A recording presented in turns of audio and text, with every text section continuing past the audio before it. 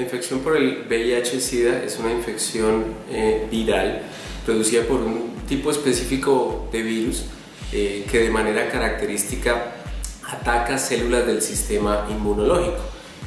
Tiene además algunas características adicionales que hacen que su tiempo de incubación hasta presentarse la enfermedad como tal pueda ser muy largo, incluso de décadas, antes de que la persona manifieste síntomas o alteraciones relacionadas con esa misma alteración de su sistema de defensas. No, no es cierto. En principio, cuando se describió la epidemia a nivel de países occidentales a finales de la década de los 70 e inicio de los 80, se encontró cómo se centraba en la población homosexual, específicamente de hombres. Sin embargo, hemos visto y aprendido con la evolución de la enfermedad cómo la población heterosexual está claramente expuesta también a la infección por el virus y lo puede contraer.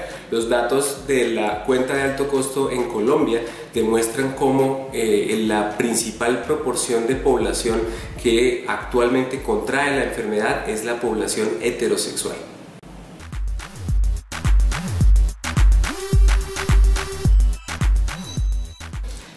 Aunque el riesgo exista, es muy bajo. En general, las exposiciones por punciones con elementos cortopunzantes, como suele suceder o puede ocurrir principalmente en el contexto de la atención sanitaria para trabajadores de la salud, se considera de un muy bajo riesgo de transmisión del VIH. Y generalmente ese riesgo, que se define menor al 0.3%, se da en un contexto en el cual estos elementos cortopunzantes han pasado recientemente por el contacto con la sangre de la persona infectada. A nivel de ambientes externos es muy poco probable adquirir la infección, porque las condiciones ambientales de humedad, temperatura, hacen que rápidamente elementos virales que se encuentran eventualmente en esos elementos contaminados pierdan viabilidad rápidamente.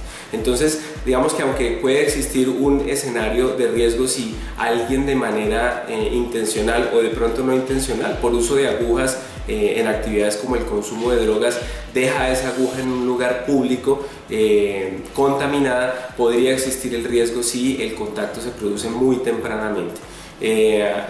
Es importante hacer énfasis en que, independiente de que la percepción del riesgo sea muy baja, la persona que sufra este tipo de accidentes debe consultar a un servicio de urgencias para orientación, diagnóstico y tratamiento.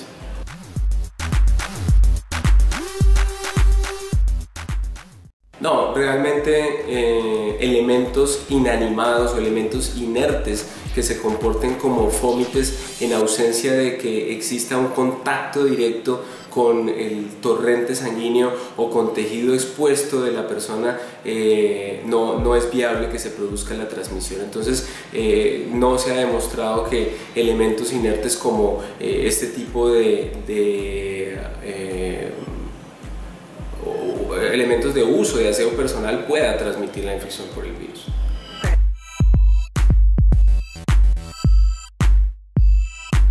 No, no es correcta esa apreciación tampoco. Las mutaciones que adquiere el virus del VIH se dan en el contexto de su replicación, de su reproducción permanente, y eventualmente en los pacientes que reciben tratamiento, las mutaciones reflejan un fenómeno de adaptación del virus a la exposición a esos medicamentos. Entonces, en general se requiere un entorno biológico vital, es decir, estar en el interior del hospedero y estar en un proceso reproductivo continuo para que el virus adquiera las mutaciones. Las mutaciones, además, en estos casos son inherentes a la estructura genética del virus y no pueden ser transmitidas a través del ambiente exterior. Ok. Otro mito, o más bien una pregunta: las mujeres que tienen VIH-Sida pueden quedar embarazadas sin necesidad de que el niño esté infectado o nazca infectado. Sí, entonces las mujeres ya previamente infectadas con el virus del VIH pueden concebir. Y el proceso de la concepción no implica que desde el momento en que el bebé empieza a formarse en sus fases iniciales embrionarias y posteriormente fetales, ya va a estar infectado. Realmente el riesgo de transmisión madre-hijo de la infección por el virus del VIH se relaciona con transmisión transplacentaria o con una mayor probabilidad, y es el momento en el que más suele ocurrir si la mamá no toma las medidas de precaución de recibir tratamiento y control médico en el momento del parto.